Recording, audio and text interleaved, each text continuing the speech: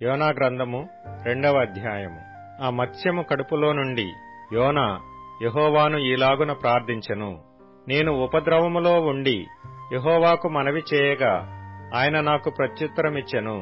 పాతాళ గర్భములో నుండి నేను కేకలు వేయగా నీవు నా ప్రార్థనను అంగీకరించియున్నావు. నీవు నన్ను అగాధమైన సముద్ర గర్భములో పడవేసియున్నావు. ప్రవాహములు నన్ను చుట్టుకొనియున్నవి. నీ తరంగములును నీ కరుళ్ళును నన్ను కప్పియున్నవి.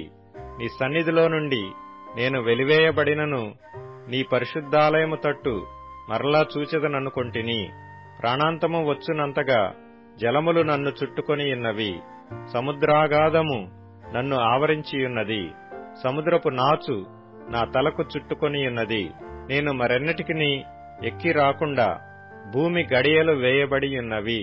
పర్వతముల పునాదుల లోనికి నేను దిగియున్నాను. నా దేవా యెహోవా, నీవు నా ప్రాణము కోపములో నుండి పైకి రప్పించియున్నావు. కోపములో నుండి నా ప్రాణము నాలో మూర్ఛిల్లగా నేను యెహోవాను జ్ఞాపకము చేసుకొంటిని. నీ పరిశుద్ధాలయములోనికి నీ యొద్దకు నా మనవి వచ్చెను. అసత్యమైన వ్యర్థ దేవతల యందు లక్ష్యముంచువారు తమ కృపాధారమును విసర్జింతురు. కృతజ్ఞతాస్తుతులు చెల్లించి నేను నీకు బలులనర్పింతును. నేను మ్రొక్కుకొనిన మ్రొక్కుబళ్లను చెల్లింపక మానను. యెహోవా యొద్దనే రక్షణ దొరుకును అని ప్రార్థించెను. అంతలో యెహోవా మత్స్యమునకు ఆజ్ఞ ఇయ్యగా అది యోనాను నేలమీద కక్కివేసెను.